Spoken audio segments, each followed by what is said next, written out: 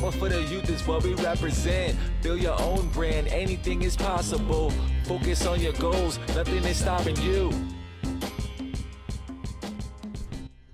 All Elite family, let's get ready to podcast. Yo, I'm Nick Gage, and if you don't watch All Elite Podcast, I'm going to send someone in the house to fuck you up. All Elite family, welcome to Wednesday night's main event, the AEW Dynamite post-show discussion podcast, brought to you by the All Elite Podcast. I am your host, All Elite Andy, and as always, I am joined by my boy, All Elite Wrestling fan, AEW Mark. Big Match AJ, how are you doing, dude? I'm doing good. I like that show a lot. We got a lot to talk about, but I enjoyed fresh it. off of the first episode of Dynamite right on AEW TV. Dude, what a spectacular show. What a show. For a first show Yeah. live on TNT. Definitely nothing to majorly complain about. There were no major mishaps, no major, there were obviously some missed spots and things that you can obviously expect within wrestling in any match or any show. However, Even on WWE. there was nothing production-wise that you would write home about and say, oh, there was a major problem here or a major problem there. No, there was pretty much across the board as far as production goes. Not very many issues that I noticed. Yeah, the only thing I can think of is the thing that happened 15 minutes before the show started, and who That cares? doesn't count, bro. Yeah, exactly. Who You're cares? not allowed to talk about something you saw on TNT before AEW started. I was watching me some Suicide Squad. No, but you're right. There was really no issues, nothing that anybody ran into. If you happen to be tuned into TNT before Dynamite, there was a little bit of a tester ad or something that was supposed to have played, and you could tell that there was an issue there. But otherwise, throughout the whole show, there was really nothing to complain about. We opened up with a really sweet video package from Double or Nothing and All Out. From there, we cut to Tony Schiavone, Jim Ross, and Excalibur, and they did a really good job at just introducing the show and introducing everything we were going to look at, and that really answered a lot of questions for me. Going into this show, I was wondering, they said they were going right into that first match. I didn't know how they were going to do that or how we would work that out into a way that would be viable, you know what I mean? Mm-hmm. No, and I didn't really either. And I mean, it kind of did just happen, but that was fine. I was kind of almost expecting them to just be in the ring and start wrestling. I don't know why I thought that in my head and at that all. was basically what I mean is, and with my confusion of everything was they were hyping it up almost to a point, like we said, where I almost thought they were both going to be in the ring ready to go the second the show started, which I'm glad it wasn't, because that was something I was a little worried about. And like I said, the way they presented it was perfect, leading right into that first match. Now I do think that the first match, it was under a lot of pressure. I think a lot of people were expecting a ton from this match. We were expecting a lot from Sammy G, and that's not to say he didn't deliver, but there were definitely there were some jitters you could tell, and that was something I said in our group chat. I said, Sammy, please just slow it down, collect yourself, get everything together, take a deep breath, man, and just because you could tell Sammy is so smooth on a lot of the stuff that he missed here, and we were like, oh man. So it was probably just a lot of the jitters getting to him, and it wasn't a bad match. There was nothing too terrible, and I think we noted about halfway through the match, it really started to pick up and really started to get exciting. But the problem that we had with that was it took a little while to get there. Too long whenever you know that there's another program running and they're trying to beat you. That's the problem. And I think we talked about this too. It should have been Darby, I think, personally. Basically, my thought is that Darby match should have been this match, and it would have been what a way to start your TV. Instead, it wasn't a bad way to start TV, but it wasn't that holy crap moment I think everyone was expecting from our first match. We do close out of that match with Chris Jericho attacking Cody, and from there we sort of cut to our first set of commercials, which I thought was really awesome to begin with. We went 20 minutes to open the first show with no commercials, nothing getting in the way. They really got to get that match in, get everything settled, and go from there. And then the Jericho attack, they continued it in picture-in-picture, which apparently is something that has been going on in other companies. I really don't watch a lot of professional wrestling live on TV, so I didn't know this was a thing. They've been doing it on SmackDown, so but it's that's good about to see. It's good to see that AEW is at least utilizing that. I mean, some companies will be too stubborn and say, well, WWE is doing it, so we can't do that. And in all honesty, that would have hurt them. This is the perfect way to present things like this. The attack continued throughout the entire commercial, and you got to see how Jericho is such a pro at making something like that continue. You know what I mean? Oh yeah, no, you're absolutely right. That was seamless, and really Jericho is, like you said, he's just a constant professional, and he's clearly the leader, like I would imagine, like the locker room leader, where he's clearly a veteran and he clearly knows what he's doing, and he's number one, and everybody else really needs to be following his lead in a lot of these situations. Yeah, I mean, and that was the main thing I took from that too, was that he was the guy sort of leading the charge for them and leading. Like I said, he just managed to stall and make things last like a long time, which I felt was really perfect. And that's just Jericho, you know? Yeah, it really is. And God, he's up in there. He's long in the tooth, but he is and so he looks damn great is good. the thing He too. looks I noticed. great. He shaved his beard and everything. Got his hair dyed or something, but he looks like he's like 30, 35 years old, which is really incredible for someone who people are trying to make the joke of, oh, he's old, he's this, he's that. He looks fine. I mean, for a world champion, the way he's presenting himself now, I'm like, wow, he looks like young Jericho. Not just that, he looks like a tough guy. Like if I saw that dude in a bar, I would think like, I don't want to fuck with him. And that's what you want, right? Yep. You want your champion to look like a legit, and the thing about Jericho is he just looks like a legit rock star who's been through like these crazy things and could get beat down and keep coming because of his just life experiences and this rock star persona he has. So a really, like, it wasn't the best open, but it was a good open. I think having Jericho attack Cody was a good way to continue that feud and sort of establish the idea. And I think there was also probably a good intent to try and get Jericho on screen as early as you could, just because of his star power as opposed to everyone else. Yeah. So all in all, it makes sense there. From there, we cut to MJF. He's going to give a promo before his match with Cutler. This match really wasn't anything to write home about, just almost 3 minutes long. Yeah, very quick. Cutler ended up missing. Like, I don't know if it was a plan, if this was the way the match was supposed to be planned, but Cutler goes and hits a tope suicida, comes back in, goes to hit the top ropes, and just seems to fall off. I don't know if he's selling a knee injury, if there was a legit knee injury. I think he just messed up, because I'm thinking if he was supposed to fall because of the knee, why wouldn't MJF go after the knee? Yeah, that's a very good point. And from there, like, he just sort of comes at MJF. MJF drops him and locks in an armbar for the win. Yeah. MJF was someone that I thought should win, but I also thought there was a chance to make Cutler into something off of this match, though I really, like, no offense to Cutler, but it's just the amount of time it got, and then the unfortunate way that it came to an end almost abruptly, and like I said, I'm really not sure if he's actually hurt. That would be unfortunate, especially for a guy who looked like he was getting that opportunity, but just a quick, easy match, which was fine. That's why it was nothing bad. It's just, I thought this was a chance we would have for Cutler to really, like, showcase himself. That's what I thought, too. And I mean, we were talking about it last podcast, you know, like, oh, win or lose, we're thinking Brandon Cutler is really going to show himself to be more than an enhancement talent. But 3 minutes lost to MJF. I'm thinking we were right initially. He's going to be the enhancement like an talent. Enhancement guy. And yeah, that's. You're going to have a much harder time at convincing me otherwise now after this match. Going into this match, I thought they had a real opportunity to present him as something of not enhancement talent. But the way the match came and gone, it really just felt like a WWE enhancement guy, which is totally fine. But I just... Yeah, it's you need him. Yeah, I just had a feeling that there might be something else from him. After that, we go to Kevin Smith and Jason Mewes. They're being interviewed to hype up the new Jay and Silent Bob reboot, which will feature Chris Jericho.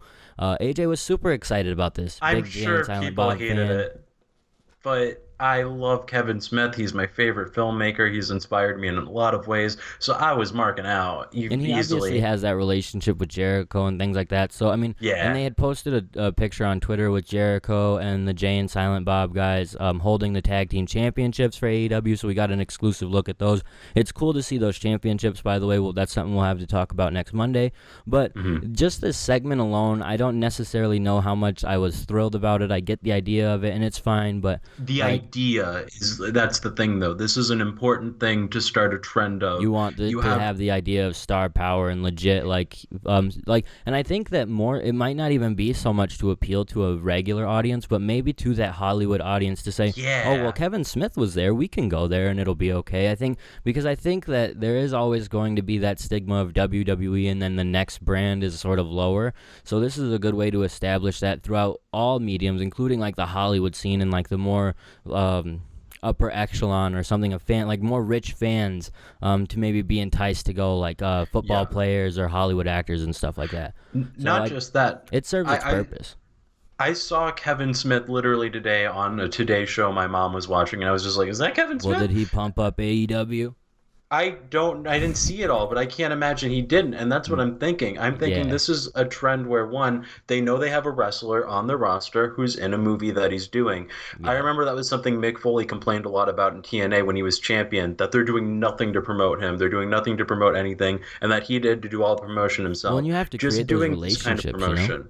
Yeah, you gotta start a trend of doing that promotion. It didn't go well, I'll admit that. I mean, it was kind of clunky and weird, and Jack Evans and all that, but I liked it obviously for personal reasons, It was a but good way to get people on TV yeah, too, maybe who we hadn't seen so much of, but it's a good trend to start. That's all I mean. and it obviously fits the purpose and idea of Private Party being like a private exclusive, like they're hanging out with celebrities and stuff. This was a good I way like to that. continue and establish that, so that's fine, and I'm good with that. And from there, we continue to hype the tag team tournament, which is going to start next week, and we have SCU there in Washington, D.C. They do their whole "this is the worst town" gimmick, and then they announce that it's going to be Daniels and Kazarian representing them in the tag team tournament. From there, the Lucha Brothers arrive. They have a bit of a back and forth spat, and then they brawl it out for a little bit, which was pretty cool. I think it's a good way to lead up to this match between the Lucha Brothers and SCU, two very great tag teams. I also think that it's a good idea to have Daniels and Kaz be that tag team, because I think a lot of people have that feeling of Scorpio potentially being like the Adam Page type of where he can get that push to the next level if they just do it the right way. So I think that makes the most sense here. And Scorpio's a good bit younger than both of them, right? If I'm not mistaken. Yeah. By quite a And bit. and so as awesome and as much chemistry as they all have, this is the right way to go. And also, just Daniels and Kazarian as a tag team, as like a soul tag team, are so good. You The definitely chemistry want is them so in the natural. tournament. It's like got such a long-lasting history. So yeah, it makes the most sense to me. It would almost feel weird to have Scorpio paired with either one as the tag team for the tag team championships, just because they were a natural team before. Scorpio sort of got brought into the fold, which is it doesn't feel unnatural with them as a trio. But when we start pairing Scorpio with just one or the other, it's like, well, why isn't this? You're right. Kaz and Daniels are both quite a bit older. They're guys who maybe 5-10 years ago, if this were an opportunity and a thing, I would be like, these should be the main guys, and you're not wrong. Yeah. But now it's not to say that they're too old for it. It's just to say that there's younger guys who are much more who deserve that spot. And this is exactly why Kaz and Daniels didn't get that back in the day, is because there were older guys trying to prevent that. So this makes 100% sense. I'm so happy for Scorpio, because I see this as being a potential way for Scorpio to really elevate as a singles guy. Here on my end of the this whole podcast, we're all about promoting minorities and different things, and that's what AEW is about. So seeing that this is hopefully the direction that they're planning on going with Scorpio is awesome. But the only problem I had with this was we had so much time of talking and not a lot of action here. There was the Kevin Smith and Jason Mewes segment, the Jay and Silent Bob thing, and from there we got SCU doing the DC. So there was just so much of that it was a bit of an issue. Bear with me just one moment, folks, as we handle any and all technical difficulties. And then we'll be rattling it off. AJ, go ahead and just talk a little bit more about Scorpio and all that while I'm fixing the video. Well, yeah, and that was my thinking is we have a vignette of them in DC and they're doing that, and then immediately you bring them out to cut another promo, and we're just back to back with promos. And I think we went from commercial break, promos, and it was like you said, it was a sizable chunk of time of just talking. All SCU almost, and then we're back to another commercial break.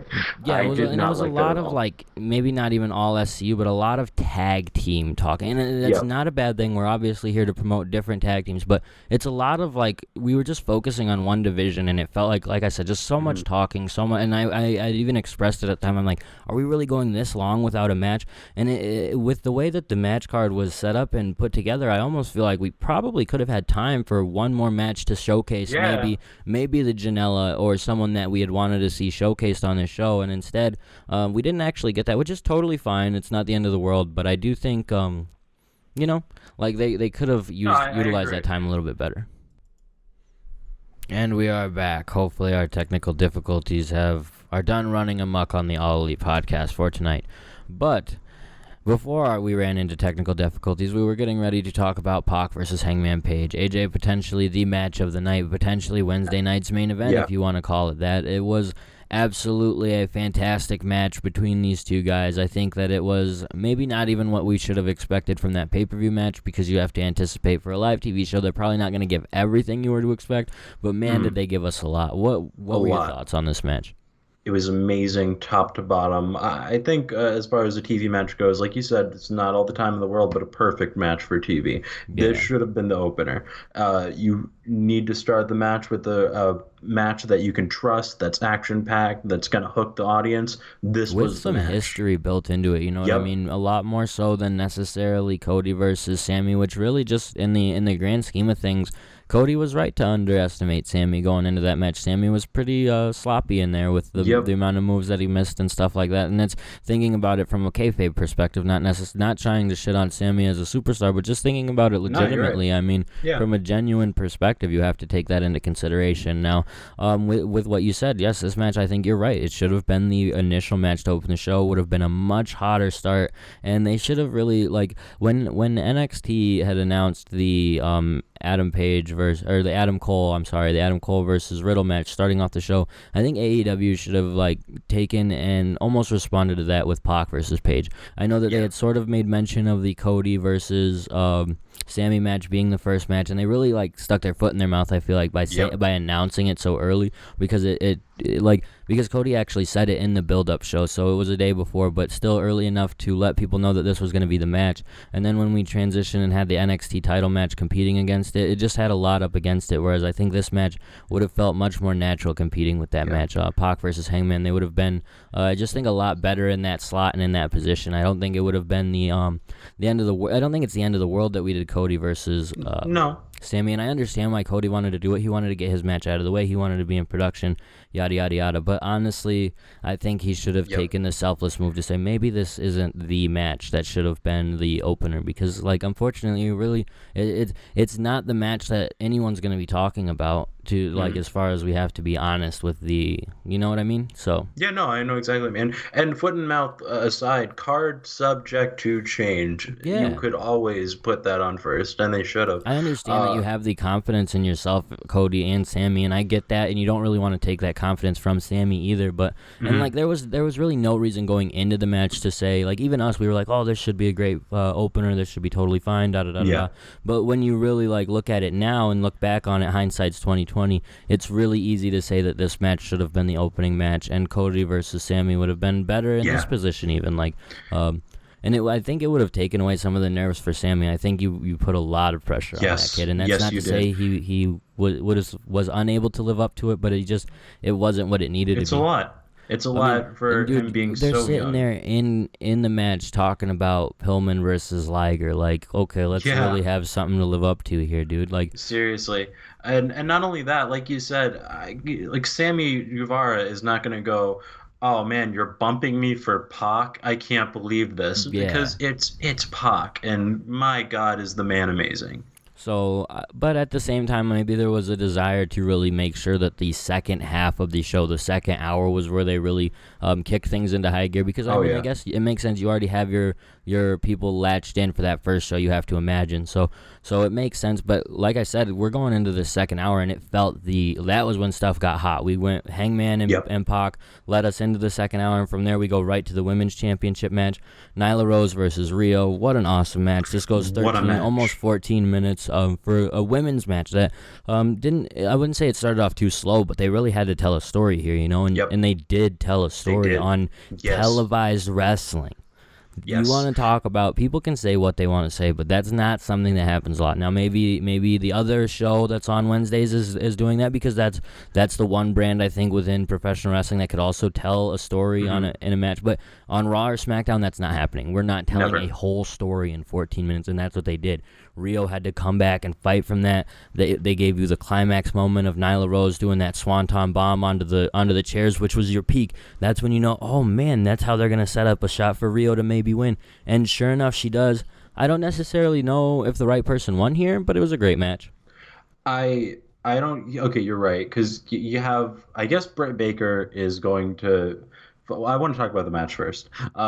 This was an amazing match, top to bottom. Like you said, it was story. It was story that you don't get. It was so refreshing. You had two women really going at it, really just beating the hell out of each other and doing everything, pulling out all the stops in front of what, 20,000 people Yep. for a title on TV. That doesn't happen a whole lot on those other shows. Doesn't happen on Raw. It's not going to happen on SmackDown. You might see it on a pay-per-view, and that's going to be kind of a gimmick on that pay-per-view. And that's not a gimmick here. This is just how the wrestling is going to progress. Yep. We get to see the potential of what women's wrestling should be, and the full potential is going to come out. And if not barring this, because this was amazing, the bar is just going to be raised more and more and more. And my God, this was a great match. Like you said, I don't know if the right person won. The person I wanted to win won for sure. Yes, that's not wrong, but I really enjoyed the story more so of Rio chasing, but at the same time, Nyla's attack post-match, taking out Michael Nakazawa, taking out Rio, Kenny Omega coming out to sort of make the save for what you have to assume is like a best friend or a love interest for him in Rio. We're telling a whole story here. Like, this is a whole fundamental story that we're going to need time for it to build and get there, so I'm okay with this, but I do think that just the other story of Rio chasing might have been better, but this established Nyla as a competitor. We obviously had Britt Baker established as a potential person to get involved. I was almost confused that Britt wasn't the one to make the save when all this was going on, because like then you set up maybe even a triple threat, or at least Rio and Britt as like friendly competition, because they're both going to play face, obviously. And that was almost, maybe that was to like make people think that Nyla would win by having Britt out there, because how do you get to that story of Britt versus Rio right now? Britt doesn't have a lot of wins under her belt. And Britt also didn't really do a lot on commentary either, and it was kind of awkward. That was a little awkward. There were definitely some moments where her and JR, I'm like, okay.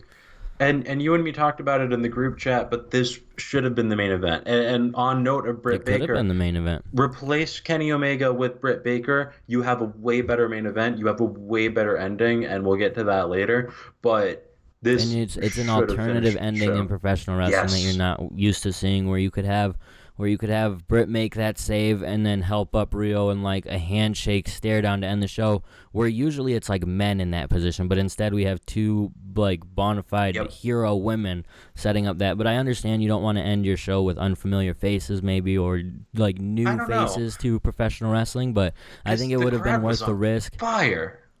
And the only reason that I assumed that this wasn't the main event was because you wanted to do that Kenny angle at the end, but you obviously couldn't do it with what happened to him in the main event. So, I mean, overall, it was a fantastic match, and Rio is not a bad winner. I'm not saying that she's a bad winner. I just think in the concept of storytelling that maybe Nyla would have been a better choice. That's all. Yeah, getting the heat on Rio, then everybody hates Nyla all the more, and then Britt Baker beating Nyla might have been the better story. But they made it believable and like real, you know what I mean? And they even did a callback to Rio's initial pin on Nyla, where I bit into it, where I was like, holy shit, she's really gonna win like so suddenly and with a roll up again.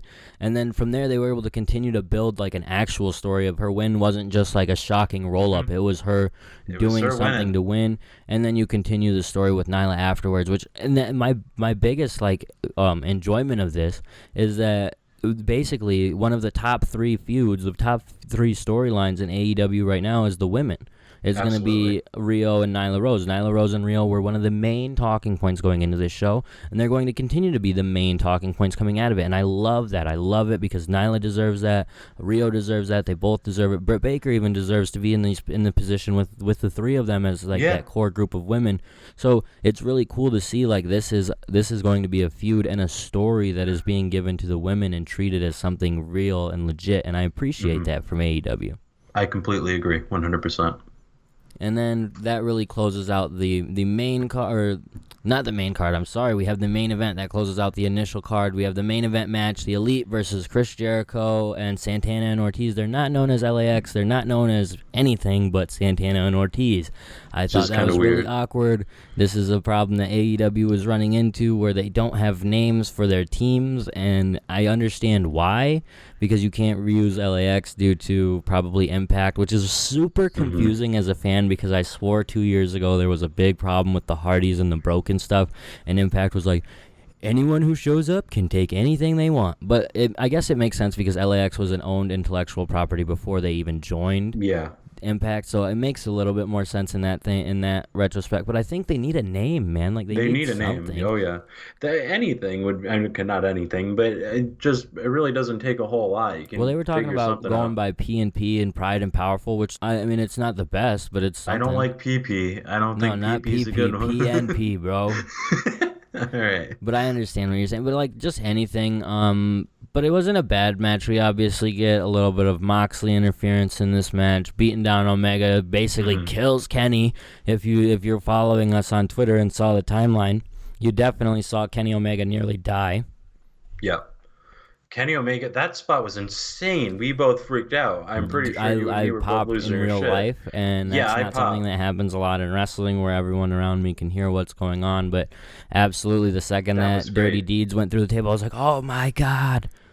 And it was a pretty cool moment. I think that's the idea of a match like this, and basically the idea of the match. And we have someone in our group chat who is either trolling us or just trying to be a contrarian, but he was very much pointing out how much interference and not clean finishes there were on television, which I guess I can understand being a complaint. Mm-hmm. However, I think that was sort of like a given. Like this was the idea with AEW. Like not that every match on TV would be gimmicked, but you've got to do stuff like this, and it's not a pay-per-view. So why does it matter that bad? My biggest issue with this type of thing that he was commenting on was more so in the Nyla Rose match, where Nyla's like grabbing a chair and doing all this stuff.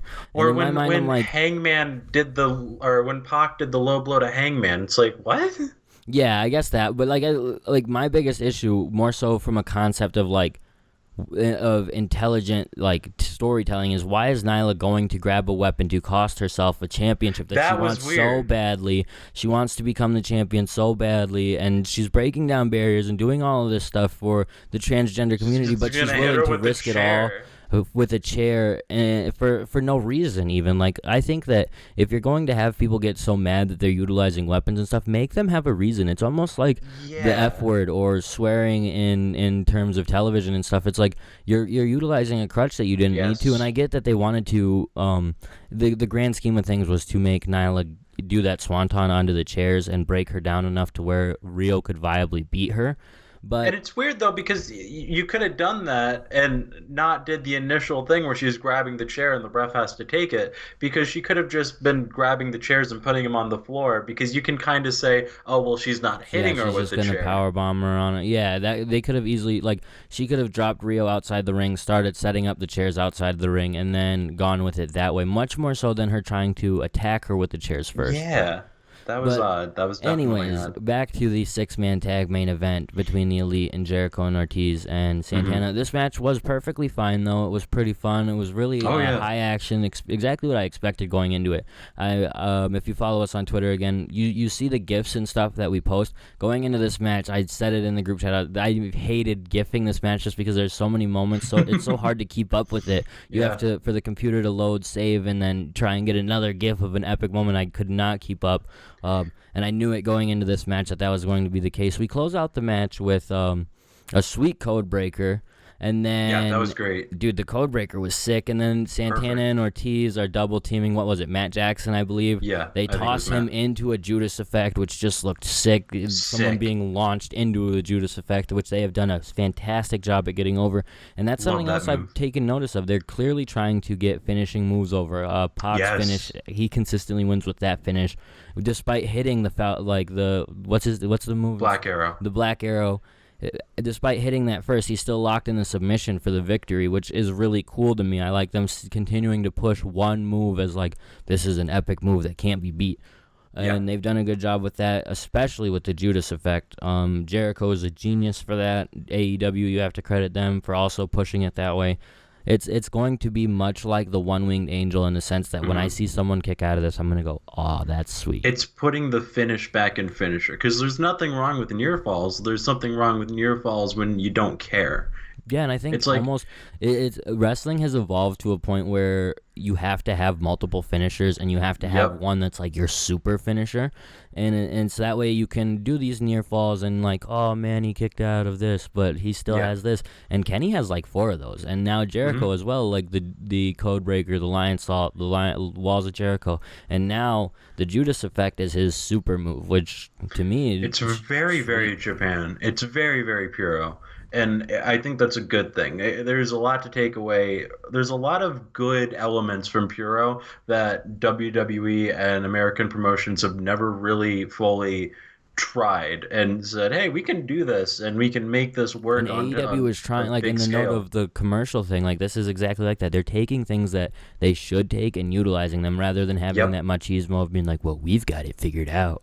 Nope. Yeah. They're utilizing the smart aspects of New Japan and Puro and things like that and making something of it. And you have to appreciate that as a fan.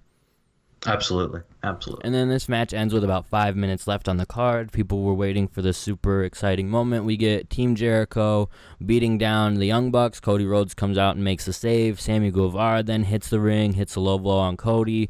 Then Dustin Rhodes hits the ring. And at this point, I was really nervous that we were going to end exactly the way that NXT episode ended like 2 weeks ago when I was complaining about, like, how do we end a show like this? And then all of a sudden, AEW is going to end that way. It wasn't necessarily that bad. But after Dustin makes the save, the Jake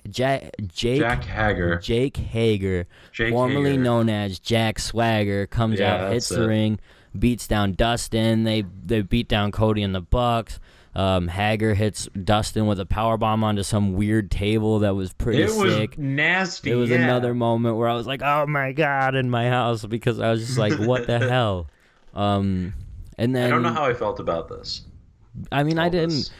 By the end, once everything sort of came together, and I realized, oh, this is the first stable of AEW, and they're gonna have like a heel faction. Yeah. I was like, okay, this is a lot better than what I was thinking, and but I don't know. I think I'm along the lines with you. I wasn't like Hager Swagger was never one of my favorites. He totally fits the mold of being like a huge dude, which AEW needs, like brolic, like monster.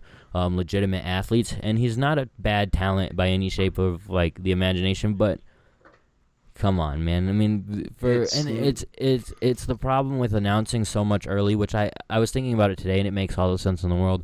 They're not established where they can have these surprises actually be on TV. They need to announce them to get like promotion and get people to want to tune in. And so I understand that, and I understand why Swagger is basically the only surprise from week 1, and that's fine, and it's not the end of the world, but this is where if LAX were the surprise team, or if Pac was a surprise opponent, or because even though Pac's been in the company, he's like, we don't know what the deal is with him, so we would have had that surprise, oh, he's going to be on Dynamite every week or whatever, but instead it was just Swagger.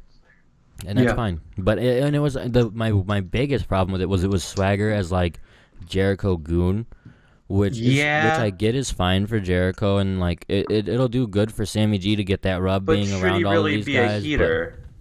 It's you have, like you said, you have this big guy, and you need these big guys. And then you're just using the big guys as heaters, which I know that's the point of big guys as well. But we know that.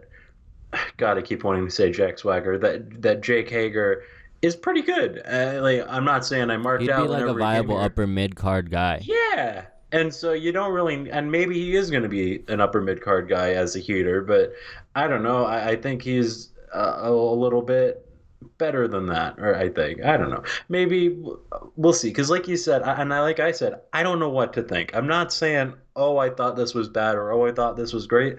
This is entirely dependent on the next episode, which is smart. I can get why they did this. It's almost like a cliffhanger, as much of a cliffhanger as you could leave in wrestling to say, oh, what's going to happen next with these guys? And these guys are a decent little group. It'll be cool to see these guys like really tear apart the indie loves that we have. Like if I see this group beat down Joey Janela and stuff like that, just the guys that you have a fandom for, like Marco Stunt and Jungle Boy, those type of guys, then they'll continue to build that heat. And like the one credit I'll give them is that it was established pretty well, and by the end of it, like I said, despite this being like a really weirdly tossed together group, it felt okay. It felt all right. I wasn't like, oh, this is terrible. Sammy G has reason to have beef with Cody. Jericho has beef with everybody. Yeah. And LAX are obviously Jericho's boys It was a now. good formation of a group, and it was something different. It's not just if you take our idea from a couple weeks back, for instance, of the Whole Heart Foundation, like we are just essentially pairing up a group because they're all Canadian. At least there's a little bit more thought process put into this than that, which is good. I liked the way that they had sort of established Santana and Ortiz coming to Jericho and realizing that him as champion is someone that they should like intermingle with, and they weren't necessarily looking like pussies either, because they were like, as they were about to leave, they were like, oh yeah, by the way, thanks, man. And it's like, okay, this is how you build that friendship with Jericho, is you show him appreciation, and then you get to build through that. It's also weird because these guys aren't in the tag team tournament, and so basically Jericho's the only one with an established direction. Despite the fact that Cody's group really only feels like they have 3 people, and Cody is going to fight Jericho. Maybe we get Santana and Ortiz against the Young Bucks. Maybe the Young Bucks get cost their tag team match, which would be fine. It's a good way to establish a feud for the Young Bucks against LAX. But what about the other guys? Who's Sammy G's guy going to be? Is Jericho just going to be with Hager all the time, and Hager is not really going to have anyone to fight with? That's the big question. What's he going to do? Because obviously, Kenny's locked up, Cody's locked up, and like you said, Santana and Ortiz are probably going to. Anyways, I don't know why I said Santana and Ortiz. But anyways, they're all kind of in angles. And the other thing I was thinking about Santana and Ortiz, I kind of wish they were in the tag tournament. And I know we've said that a lot, but I kind of wish that would make me a lot more excited for this tag tournament now if these two were in it. The only thought process I have is maybe they're gonna do like that because that's a match you can do without a championship at the next pay-per-view, and also have a tag team championship match. So I can sort of get the direction there, and that makes a little bit of sense to me. But it was just a little bit strange, I guess. And like I said, everyone seems to not everyone, but there's a couple people in this group that already have a direction. But I don't see where there's not more people to really bring in with Cody and the Bucks and Kenny, because like I said, they're all kind of busy. Kenny's busy with Moxley, and I think that was a weird thing about this match too, having Moxley attack Kenny in the middle of the match. I get it, because you want to take Kenny away from this feud and have him in his own feud. But as everyone pointed out, why the hell wasn't there a disqualification for that? Is there just no DQs in all 6-mans? I guess so. I mean, maybe it works the same way a triple threat works, which, I mean, I don't understand why that would be the case. Yeah, why would that be the case? You can understand the thought process in a triple threat to a tiny extent, but when we're talking about a 6-man tag match, it makes no sense to me why there would be no disqualification. So... yeah, I don't really get that. But that was my biggest issue, was just how blatantly we were fuck logic, in any type of sport, or any type of wrestling, even in a 6-man, he should, if he was pulled away, if he wasn't the legal man and pulled away, and the referee's where did he go? That would be much more believable than having Moxley just jump in the ring and be boom, and then we advertise, oh, we're gonna see Moxley live, and this is it. I get that, dude, this is not what I would have expected when we're advertising someone as being there live. You know what I mean? Yeah, and not only that, this is more what I'm talking about with, if Rio and Nyla was the main event and you did this right before and you had Kenny Omega not involved in that, I think that would have gone so much better, and it would have had a better taste in people's mouths. I just think they should have done the whole card differently if this is how they wanted to do it. I feel like they had to fit too many angles within one little, which felt really exciting at the time, but now as we look at it, the Kenny with Rio, and then Kenny with Moxley, and then Cody coming back out to get Jericho, and there was just so much that it's okay, but it was just a lot. And with the same people. It wasn't a bad finish. That's the one thing. I was a little worried as things were getting a little hairy. I was is this going to be? It wasn't terrible. But it was a fine finish, and it's like we said, it's a build to the next week, and that's what you want within wrestling, is how do we build to the next week? It's just there's a lot of intertwining stuff right now that, with AEW claiming to be a company that's going to do long-term storytelling and things like that, you have to question how that's going to be possible with all of these interwoven things. Yeah, and I don't know. I don't want to harp on this. I just wish they said, hey, let's just end the show, because it's the first show, send them home happy. And I think that would have just gone leaps and bounds better. And yeah, like you said, with the whole show, if you restructure it, this could have been an amazing show. And that's basically it's not that it was bad, but it could have been way better. I just think you maybe even like have Jericho and Hager and everyone kill Cody in the beginning of the show, and maybe not even have Jericho and Omega involved in that main event, or if you're going to do that main event, have Moxley team up with LAX then, and then it makes sense why Moxley is killing him out of the arena, and we have LAX versus the Bucks as the final two, and even if you then want to continue like Jericho teaming with them and have like maybe they're helping kill the Bucks, and that, like you could still have done what you did but done it a different way, but that's just backseat booking at the end of the day. As far as like honest, genuine reaction to the show, fantastic. Super excited for next week's show. This builds me up to wonder what's going to happen with next week's show. And there's also quite a few characters that we haven't seen yet that I'm excited to see. Darby Allin, Joey Janela, the Lucha Express, like guys like that. I'm really excited to see live and like what they have to do and what they have to show for AEW. Darby did have a match with Cena as a dark match. I don't know if they ever had that 6-man that we had talked about with SCU and the Lucha Express. Yeah, I don't know either. But I did see some pictures of Darby versus Cena. That's a match I would love to see live, maybe on YouTube or BR Live. However they plan on doing that, that was a smart match to do because I'm excited. I like Darby a lot. He's someone I'll go out of my way to see that match however they plan on showing it. So Darby's been great.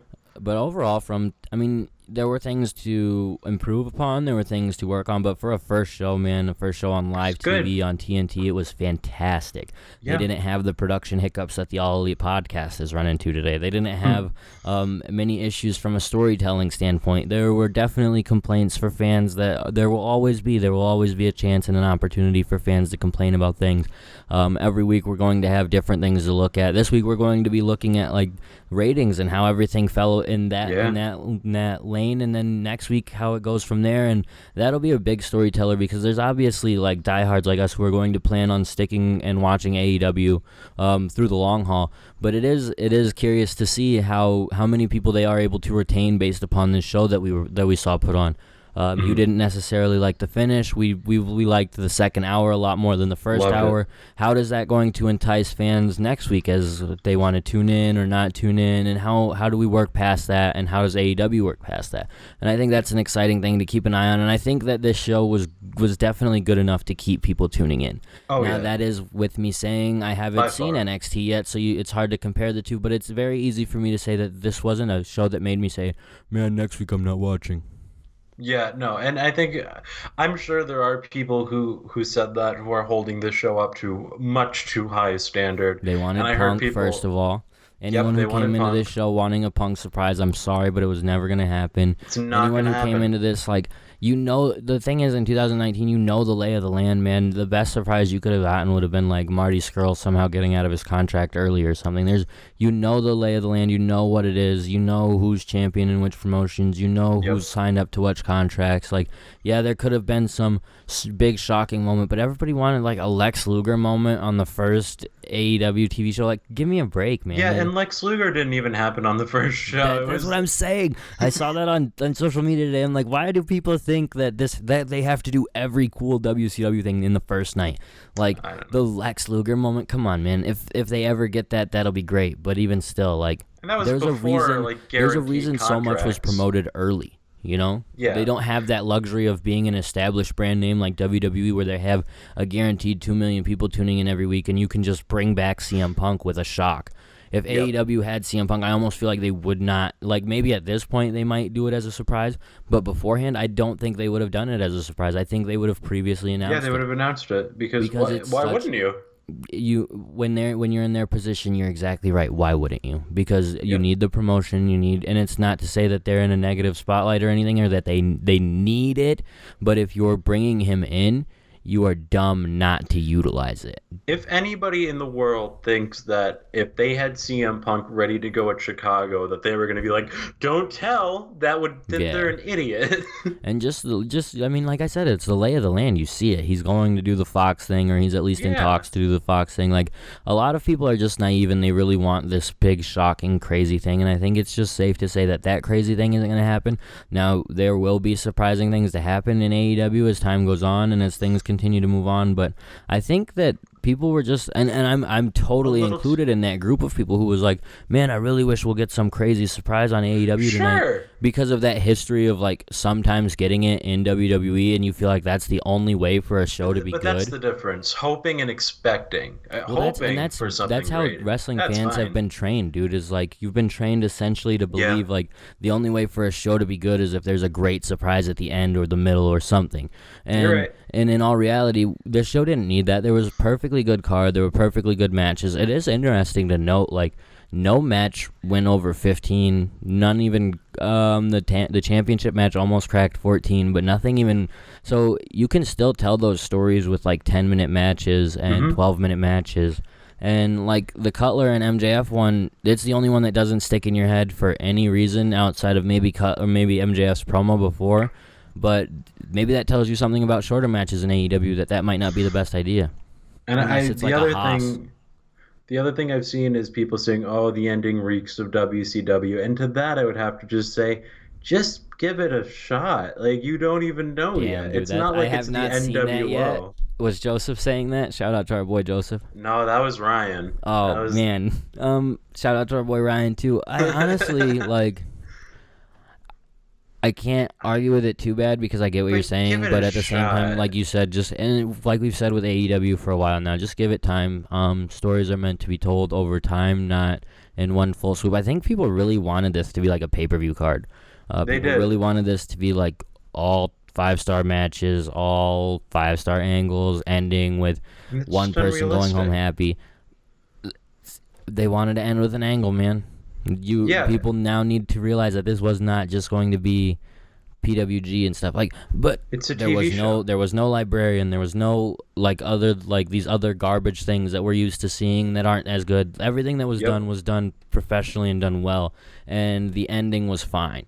It wasn't like Jim Ross was like, "Oh my God, we have Jake Hager. Can you believe we signed this extremely exclusive super free agent?" Like, it was just like an attack from a guy and a group and a way to establish a group. Like, and that's Jericho's a perfect person to build a group, and this is how you establish. Like, it gives a rub to Santana and Ortiz. It definitely gives a rub to Sammy G.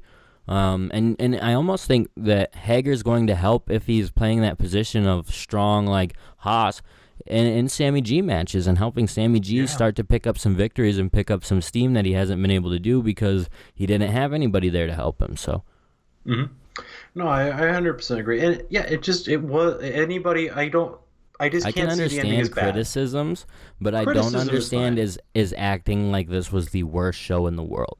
Because it absolutely was. If you think this is a bad show, because I said it in the chat, I think you're a little bit deluded.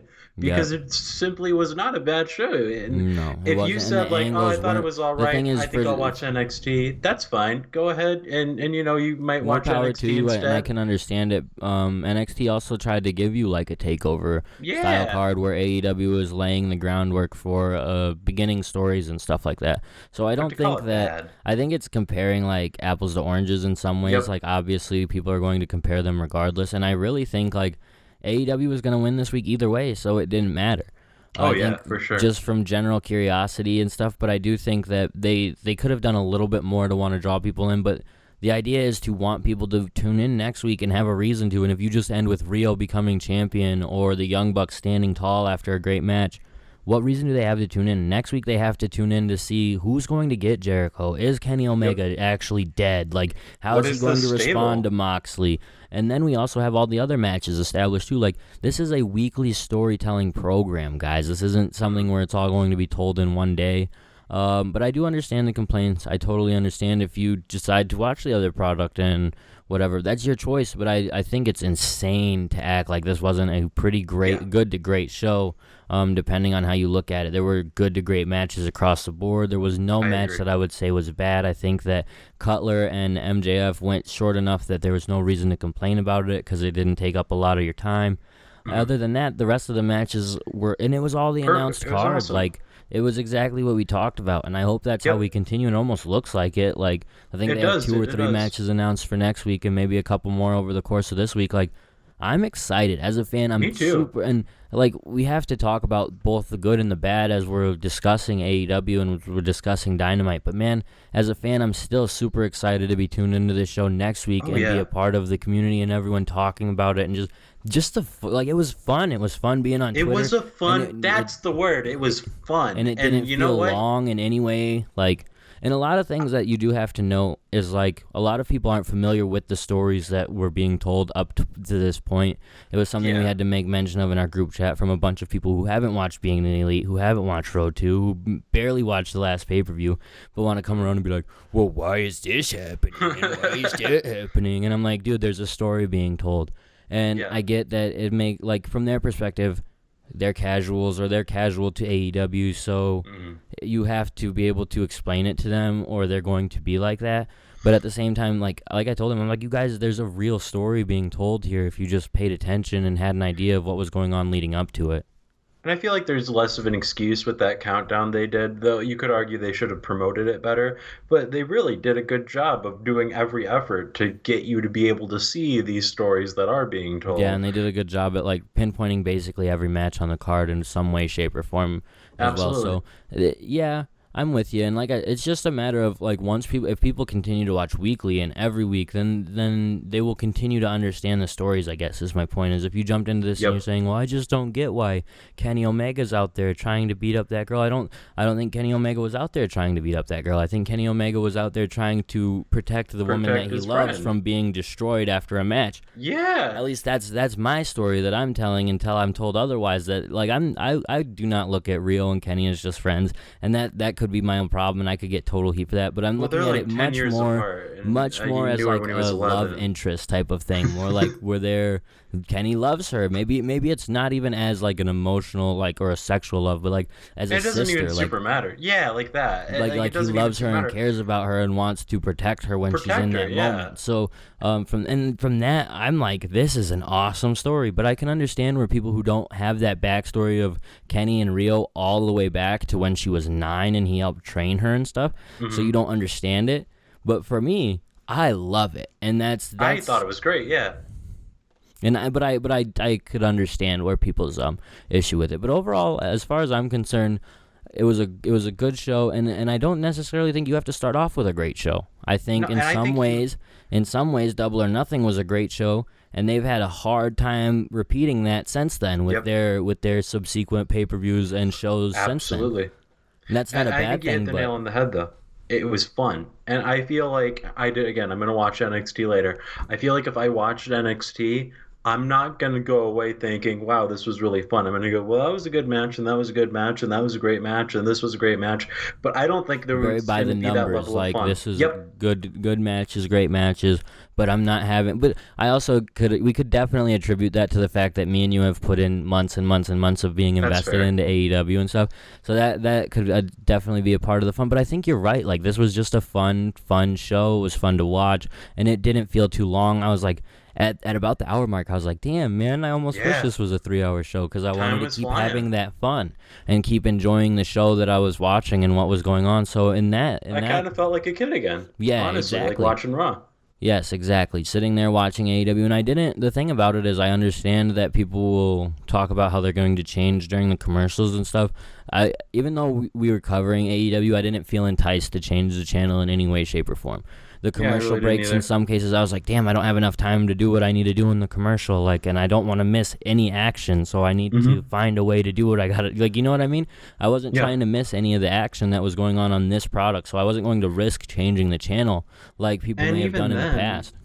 In the past, you couldn't go on the network right after and watch NXT and everything that you missed. But yeah, you're 100% right. It wasn't readily available. I do think that it was interesting that they did give people the option who wanted to tune into NXT first. AEW was on right after. They did a replay directly after. I think the ratings there will tell a story as well. I think that'll be interesting. Too. Yeah. I absolutely will. And I think it was a smart move to do that because it's the thing that we've been talking about a lot. This is a win for wrestling fans. This is a win for wrestling. If you're a fan of wrestling and you can't find something to watch on Wednesdays, I'm sorry. Yep, that's your problem. You literally are meant to be the sheep of WWE because I'm not here to argue. I will probably never waste the time of arguing between NXT's better, AEW's better. I'm not gonna waste the time of that. I enjoy what I enjoy. I think both products are good. I'll probably tune into both products when I get the time. AEW will always be my priority just because of how much fun I've had covering it from the start. But there's no reason to do this back and forth thing. It's like they're both good, and if you're only going to watch AEW to point out every flaw and every bad thing you possibly could, Joseph, then don't bother. Like, just go watch NXT the whole time or something. Or it's same for NXT. If you're just gonna watch to point out every flaw, why waste your time, man? There's so much. There's 2 hours of good quality product guaranteed every Wednesday, no question. Regardless of which one you choose. And as a fan, like, I hope both succeed because I don't want the option to tune into the other one to go away. That's almost been my fear going into it as someone who like just always gets anxious about everything. I'm like, man, I hope they're still both doing good next year so I can see them still next year. You know what I mean? Like, I exactly know what you mean. People need to appreciate these Wednesday nights because it's probably guaranteed for 6 months. After that, who knows? Yeah, because I don't want TNT to go, well, the ratings aren't what we thought. I think that that TNT will keep AEW for at least a year, but I think if 6 months down the road USA is getting like annihilated, like they're only doing 500,000, I think it's gonna get pulled quick and go. Or right back USA to the is gonna say something like, we don't like being in this arena, we want you to be in bigger arenas, and then you just have a new Raw. Yeah, so, but that's definitely all down the line. I just am, as far as right now goes, I'm super appreciative of just every Wednesday night that we're going to have because this was so fun, super fun to hang out and make gifts and share gifts and talk to AJ and talk to everyone in our group chat about everything going on in AEW and just a fun time.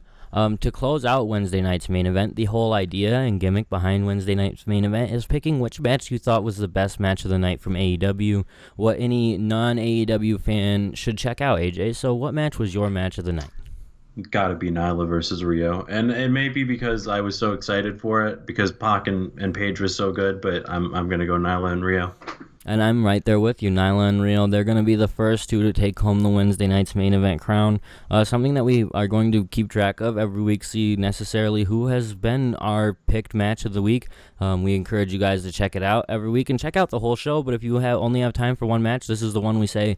Nyla versus Rio was a fantastic match to build for the first women's championship. Yep. It was to some fans, especially fans like myself, we were skeptical on how good this match could be.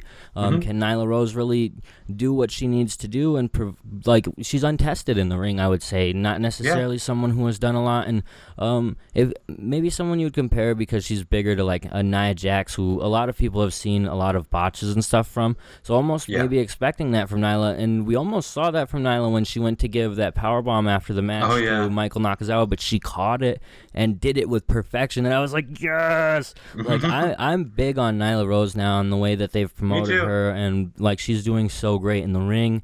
She has a couple missteps still because she's obviously still a little new to professional wrestling, but you can't tell too much. I mean, we can tell because we're like familiar with that fact almost, I would say, but I think if you told someone like, hey, she's still pretty new to wrestling, they'd be like, wow, really? And maybe I'd be a little more miffed if she won the title and I'm thinking, well, she's green and she has the title, but the fact is she doesn't, and she just put on a great match. I have no complaints about Nyla Rose. Nope. There might have been one or two missteps in the match. That match, like you talked about how you're going to watch NXT. I do plan on watching NXT, but within this match, I was like, I'm going to watch this show again because just having to do so much in GIF and stuff in the middle of it, I was able to miss a little of this match. I'm like, no, I have to see this again because this is so fun. So I do think that Pac and Hangman, maybe from a technical standpoint, maybe that was people's favorite match of the night. Sure. For me, in terms of storytelling and the match quality and the fact, like not just the fact that there was a championship involved, but it was a great story to crown a first champion. Great match. And they told another story afterwards and continued the story that I was just so excited, and I had such a great time watching this match that easily my match of the night, my Wednesday night's main event. And so until next week, we'll have to decide another one, but this week that lays hold to the crown. That really wraps up everything for the podcast this week, though, AJ. Is there anything you wanted to discuss beforehand, or? No, I think that's everything. It was a great, fun show, and God, I'm excited for next week. And big shout out to Wrestling Twitter. Everyone that was having fun talking about everything and just having a good time enjoying the shows. There were definitely some trolly people out there, which there always will be, but everyone that was enjoying and having a good time, I'm so glad you had a good time. I'm so glad that we all had a good time enjoying this show.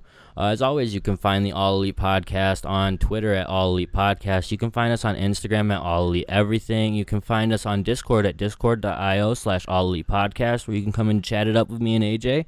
You can also hit us up on Facebook at facebook.com/All Elite Pod.